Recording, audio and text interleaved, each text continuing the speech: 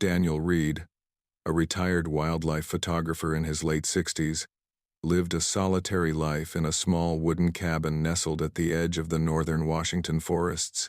The years had left him quieter than most. His companions now the rustling pines, the steady murmur of the creek, and the occasional deer that wandered past his porch. Each evening, he would settle into his worn wooden chair, binoculars at his side, watching as the tree line dissolved into fog, the light fading to silver and gray. The forest was never silent, but tonight, it seemed especially still. As dusk deepened, a subtle movement caught his eye. At first, he thought it might be a deer or a bear, but the motion was deliberate, heavier, and slower. He lifted his binoculars, holding his breath, and froze. There, stepping carefully between the shadows of the trees, was a figure he had only glimpsed in decades of photos and rumors. A female Bigfoot. She was broad-shouldered, hunched from exhaustion, her long arms swinging with a grace that belied her size. In her arms, she cradled something small and lifeless-looking, wrapped in layers of leaves and fur. Daniel did not move. His heart, seasoned by years in the wild, felt a pang of something deeper than surprise. There was no threat in her posture, no hint of aggression.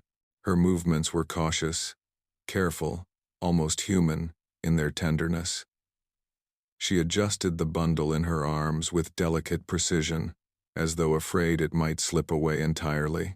A quiet sorrow stirred in Daniel's chest, a sensation he hadn't expected. He thought of the daughter he had lost so many years ago, the ache that never quite left him. Whatever she carried, it was not prey. It was something sacred, something vulnerable. He lowered his binoculars, sitting back slowly, the fog swirling around him like a soft curtain. For the first time in decades, Daniel felt only empathy, a silent recognition of grief, shared across species, across the stillness of the forest that held them both. The night had fallen, yet the forest seemed to pause, holding its breath alongside him. That night, long after darkness had swallowed the forest, Daniel Reed lay awake in his cabin, listening to the soft, steady hum of the creek. The air was cool and damp, carrying the earthy scent of pine and moss through the slightly open window. Suddenly, a faint, broken sound drifted through the night, soft at first, almost indistinguishable from the wind rustling the trees, but unmistakably alive. It was a low, trembling cry, filled with pain and sorrow. Daniel's heart tightened. It was not the call of a deer or a bear, nor the rustle of small nocturnal creatures. This was different. Grief itself had a voice. He rose quietly, careful not to make a sound, and lifted a lantern. The golden light wavered across the forest floor as he stepped outside, each footfall muted by the thick carpet of fallen leaves. He followed the sound slowly, drawn toward the trees where the fog hung heavy and pale under the moonlight.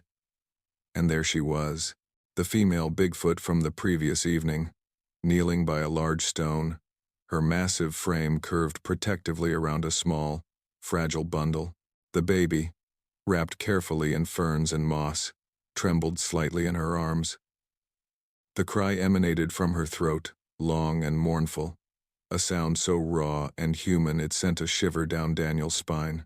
He paused at a respectful distance, holding his hat in his hands, his eyes lowered. The forest seemed to lean closer, listening as grief stretched across species and silence alike. Daniel's chest tightened with recognition, the helplessness of a parent facing loss, the unbearable weight of a life too soon ending. In that instant, the gap between man and creature vanished. He did not speak, not aloud. Words would have been useless, intrusive even. Instead, he simply watched, his presence quiet, steady, and sympathetic. In the darkness of the woods, two worlds converged: a mother cradling her dying child, and a man who had once endured the same heartbreak. The night held them in its still embrace, as if the forest itself acknowledged their sorrow. The following evening, Daniel Reed prepared quietly before venturing into the forest. He carried a small bowl of fresh water and a few leaves of food, not as a trap or an attempt to approach, but as a gesture of peace, a sign that he meant no harm. The fog had settled thick over the trees, softening every shadow and dampening every sound. Even the creek seemed to flow more gently, as if the forest itself waited with bated breath. He placed the offerings near the clearing where he had first seen her. Then, stepping back into the trees, he crouched behind a mossy log and waited. Hours passed slowly, the moon drifting higher, until finally movement caught his eye. The female Bigfoot appeared, her steps careful and deliberate, each one measured. She stopped first at the bowl of water, sniffing it before drinking cautiously. The food remained untouched. Beside the water, a single wildflower lay pale and fragile, placed there as if in acknowledgement. She lifted her head, and for a long moment, her amber eyes met Daniel's. There was no malice in them, no suspicion, only exhaustion and grief. The hum of the night seemed to soften around them, and the space between human and creature narrowed into something almost sacred. Daniel sat down slowly on the forest floor, leaving his hat in his lap, hands folded, making himself small and non-threatening. He did not speak. Words were unnecessary here. His presence alone, steady and respectful, seemed to communicate empathy across the silence. For several minutes, they simply observed one another. The mother Bigfoot adjusted the bundle of her child in her arms, rocking it gently as her eyes never left Daniel's. In that quiet, there was understanding, the shared recognition of loss, of helplessness, of love that could not be contained by words. Finally, she gave a low, trembling sound, almost like a sigh, and turned back to the baby. Daniel remained still, feeling the weight of the moment press upon him. The forest, the mist, and the two grieving souls were intertwined now, bound by the unspoken language of sorrow and care. By the next evening, Daniel Reed understood the fragile state of the infant. The little creature's breathing was uneven, faint, as if each gasp of air required tremendous effort. Daniel prepared a small blanket and a bottle of water, placing them carefully near the clearing, far enough not to startle the mother, yet close enough for her to notice. The night was quiet, save for the gentle rustle of leaves and the soft murmur of the creek, which seemed to mirror the fragile rhythm of life before him. The female Bigfoot appeared slowly, her body hunched and tense, movements cautious as she approached the offerings. She sniffed the bottle, her massive fingers brushing it lightly. Then, in a gesture both delicate and instinctive, she tilted the bottle and allowed a few drops of water to reach the infant's lips. The baby's weak eyes fluttered briefly, a small sign of life that brought a deep ache to Daniel's chest.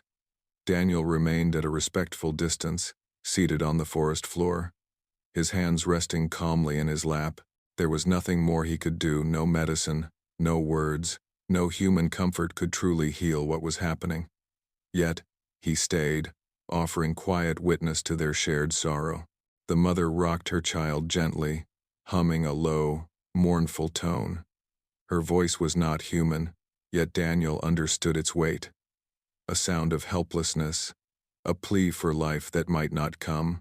He felt the familiar sting of grief, a sorrow he had carried for decades, now mirrored in this enormous, extraordinary creature. The forest held its breath with them. Each sound, each shadow, seemed magnified, and yet, in that stillness, there was a strange peace. Daniel realized that sometimes presence alone was the greatest comfort.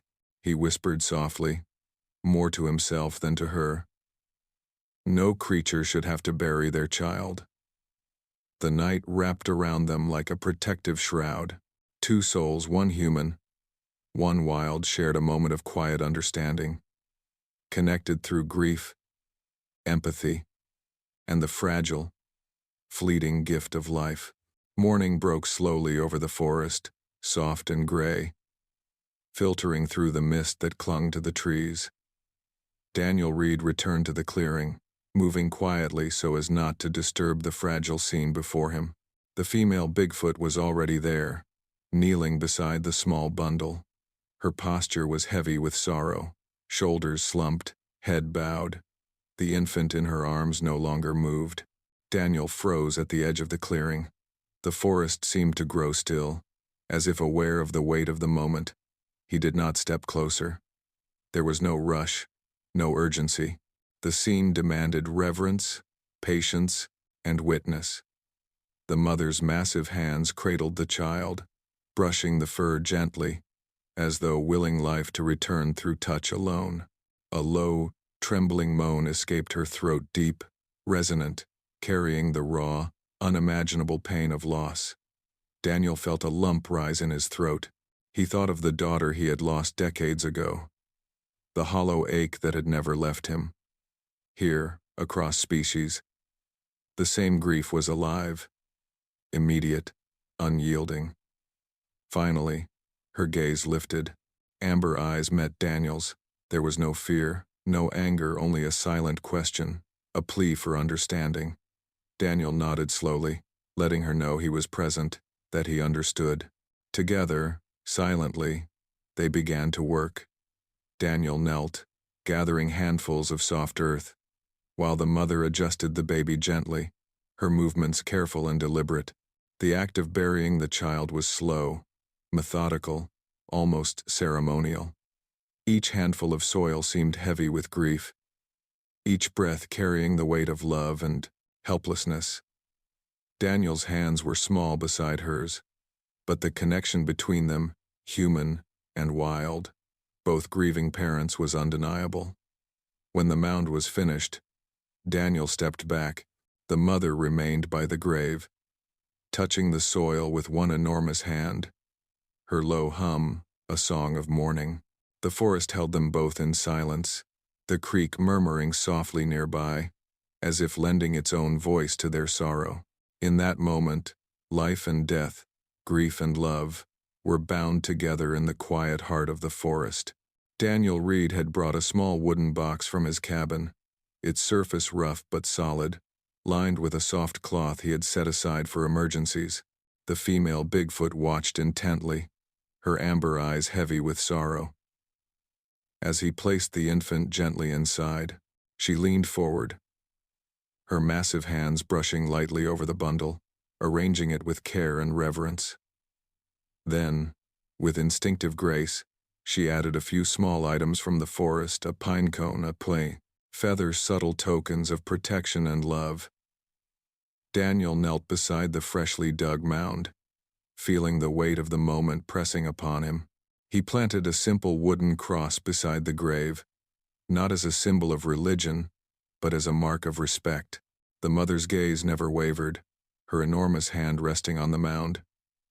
Fingers splayed wide, as though trying to shield the baby from the pain of the world. Then she began a low, humming sound, steady and mournful, a song of grief that seemed older than the forest itself. Daniel listened quietly, his heart heavy but reverent. The forest seemed to lean closer, holding its breath, acknowledging the profound sorrow of that small, sacred place. For a long moment, human and creature remained still, connected in shared loss. The mother's hum carried the weight of love and final farewell, and Daniel felt a deep understanding settle within him. Grief was not bound by language or species, but by the heart itself. In the quiet of the woods, the burial became a bridge between two worlds, each honoring the fragility of life and the enduring strength of love. The morning after the burial, Daniel Reed returned to his cabin, the forest still heavy with mist, though the grief of the previous night lingered. A strange calm settled over him. The air felt softer, quieter, as if the woods themselves were holding space for the sorrow that had passed through them. When he stepped onto his porch, something caught his eye. Resting on the weathered wooden railing was a small, smooth stone, shaped like a heart. It was simple, unadorned, yet it radiated intention, a quiet, deliberate gesture. Daniel's chest tightened. He understood immediately who had left it. The mother Bigfoot. It was a gift. A token of recognition, of trust, of shared understanding. That evening, compelled by a mixture of reverence and curiosity, Daniel walked back to the grave.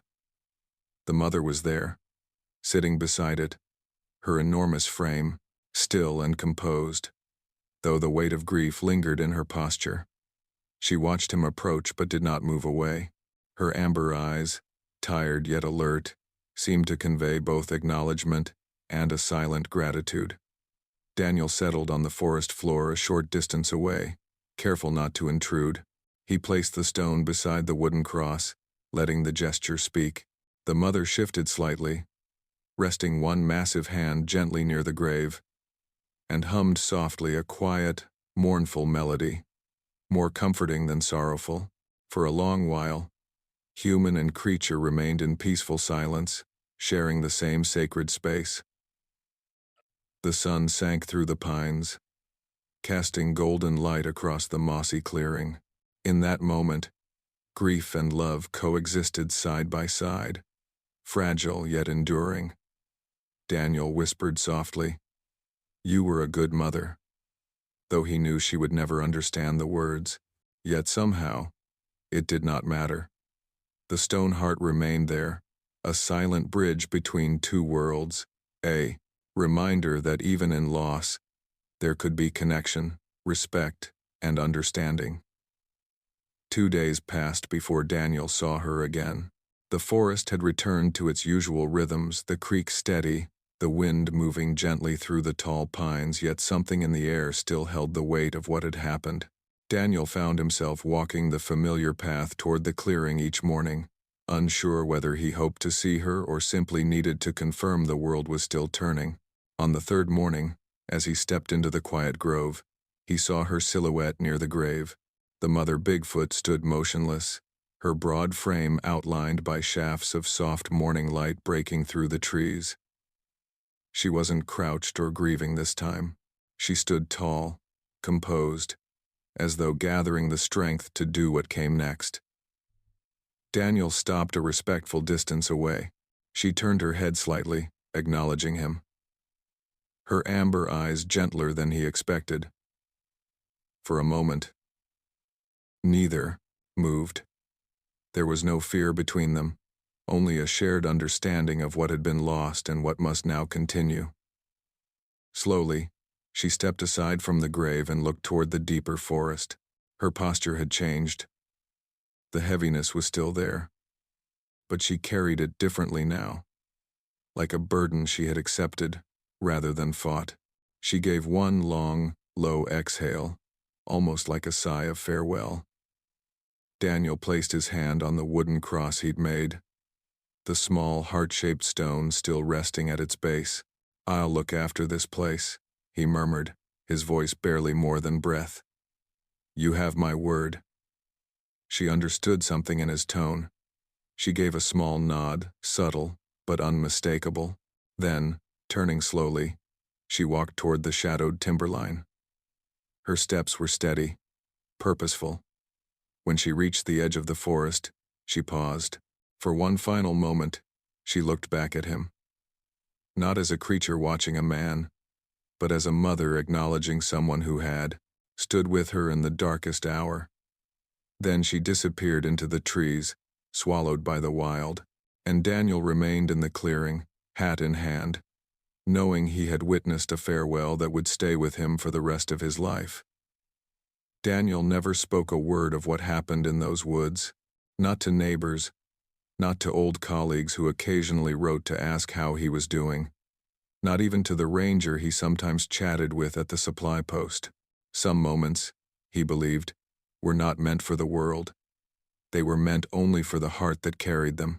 The carved stone, the small heart-shaped gift left by the mother Bigfoot, found its place on his desk beside the framed photograph of his late daughter. The two objects sat there quietly, one from the life he had lived and one from the life he had stumbled into, both reminders of love shaped by loss. Sometimes, when the light from the window struck the stone just right, it gave off a soft, warm glow. Daniel liked to imagine that it was the forest itself still reaching out to him. Every now and then, he dreamed of that night. Not in the sharp, painful way grief usually returns, but in soft echoes. In his dreams, he heard the mother's low hum, steady, mournful, yet strangely soothing. He saw the baby, wrapped gently in ferns and moss, its tiny shape still. He felt again the weight of the silence in the clearing, where two very different beings had stood together with the same ache in their chests. The memory no longer pained him. Instead, it settled around him like a blanket, warm and steady. He felt a kind of peace he hadn't known for years, as if some invisible balance had been restored. He had offered comfort to a creature no one believed existed, and in return, she had given him something he thought he had lost forever, a sense of purpose, a reason to keep moving forward. One evening, he opened his journal and wrote slowly, deliberately, the words forming from a place deeper than thought. Grief doesn't belong to humans alone. Out here, love speaks its own language, one older than words. I heard it that night. I understand it now. He closed the journal, placed it beside the stone, and let the quiet cabin settle around him, grateful, at last, for the memory that had changed him. Years later, when Daniel Reed passed away peacefully in his sleep, the cabin felt strangely hollow without him. His nephew, Mark, the only family Daniel still had, came to settle his affairs.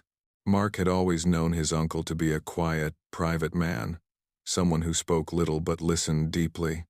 Still, he never expected to uncover the secret Daniel had carried for so many years. While sorting through the cabin, Mark found the leather-bound journal tucked inside the bottom drawer of Daniel's desk.